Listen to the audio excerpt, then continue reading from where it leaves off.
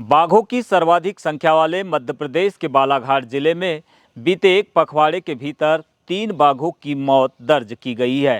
आइए इसकी वजह क्या है समझने का प्रयास करते हैं।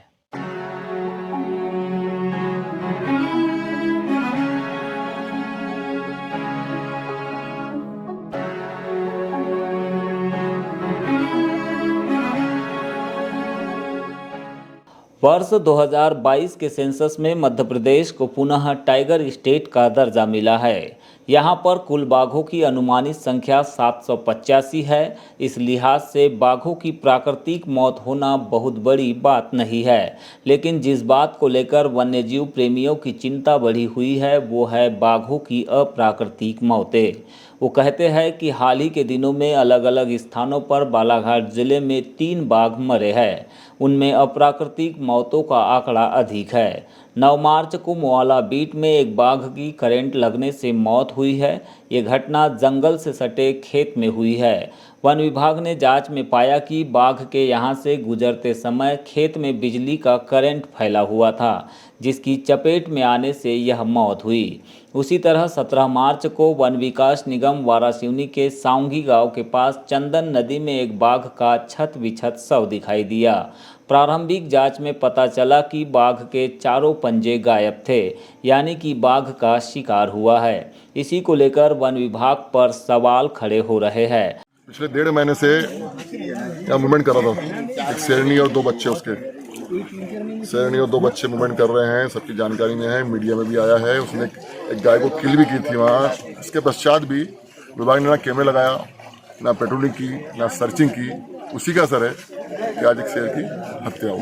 बस्ती से जंगल में पहुँचाने का काम फॉरेस्ट का है और इसमें कहीं ना कहीं फॉरेस्ट विभाग असफल रहा है। मैं मीडिया में आने के बाद भी आज उसकी डेथ होगी पहुंचे। मैं चाहता हूं कि निष्पक्ष जांच हो और जो अधिकारी लापरवाह हैं उनके खिलाफ कार्रवाई हो, इसका व्यवस्था सुधरे। जो टाइगर बच गए हमारे क्षेत्र में वो फिर घटना का शिकार न हो। दरअसल बाघों के संरक्षण को लेकर भारत सरकार की ओर से हर साल करोड़ों का बजट दिया जाता है, जिससे कि प्राकृतिक रहवास के अलावा आबादी बाहुल्य इलाके में पहुंचने पर भी बाघों पर कड़ी निगरानी की जा सके और उसे शिकारियों से या फिर अप्राकृतिक कारणों से होने वाली मौत से बचाया जा सके। लेकिन उपरोक्त इन दोनों घटनाओं में देखने मिला कि बाघों के संरक्षण के लिए जवाबदेह वन अमला घोर उदासीनता बरत रहा है, जिससे इन बाघों को बचाया नहीं जा सका। खापा जोन के अंतर्गत आने वाले मोवाला बीट में जिस टूरिस्ट बाघ की मौत हुई है वह पर्यटन क्षेत्र से सटा हुआ इलाका है। यदि फॉरेस्ट अमला नज़दीकी इलाकों में सघन गश्त करता या फिर बफर इलाकों में सुरक्षा के इंतजाम करता तो शायद यह बाघ करंट का शिकार नहीं होता। इसी तरह सावंगी के तुमड़ी टोला के पास चंदन नदी से बरामद बाघ के छत विछत शव से यह अनुमान लगाया जा रहा है कि यह वही बाघ है जो बीते 1 माह से इस क्षेत्र में फॉरेस्ट से सटे ग्रामीण इलाकों में लगातार मूवमेंट कर रहा था, जिसे लेकर लगातार सूचनाएं और खबरें भी सामने आ रही थी। यदि इस बाघ के मूवमेंट पर वन अमला शुरुआती दिनों से ही अपनी नज़र बनाए रखता या फिर उसे रेस्क्यू कर रिजर्व फॉरेस्ट में शिफ्ट करता तो शायद शिकारियों के कान खड़े नहीं हो पाते, लेकिन ऐसा हुआ नहीं। इसके लिए ऑलरेडी नए पेट्रोलिंग दल्स गठित हैं और पेट्रोलिंग करते हैं।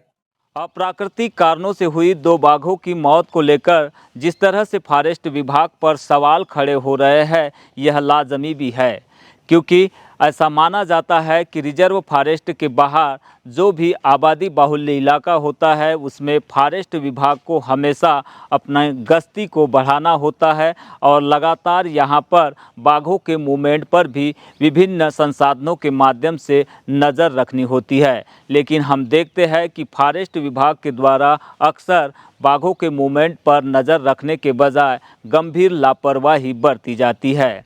बीते 8 फरवरी को हमने बाघ की इसी तरह की सूचना पर खापा क्षेत्र में एक बाघ के मूवमेंट को लेकर रिपोर्ट की थी, जिसमें हमने स्पष्ट तौर पर देखा था कि एक बाघ का मूवमेंट इस क्षेत्र में लगातार बना हुआ था। लेकिन इस घटना के बावजूद फॉरेस्ट विभाग के द्वारा इस बाघ के मूवमेंट पर किसी तरह की कड़ी निगरानी या फिर नज़र नहीं रखी गई। आखिरकार इसी क्षेत्र से एक बाघ का शव चंदन नदी के नाले से बरामद हुआ है, जिसे संभवतः बोदलकसा खापा क्षेत्र में विचरण करने वाले बाघ से जोड़कर देखा जा रहा है। ऐसे में अब देखना यही होगा कि फॉरेस्ट विभाग अपनी लापरवाही और कारगुजारियों के चलते जिस तरह से बाघों की मौत के लिए जिम्मेदार बनते हुए नजर आ रहा है, इस मामले में क्या कुछ कार्यवाही आगे कर पाता है।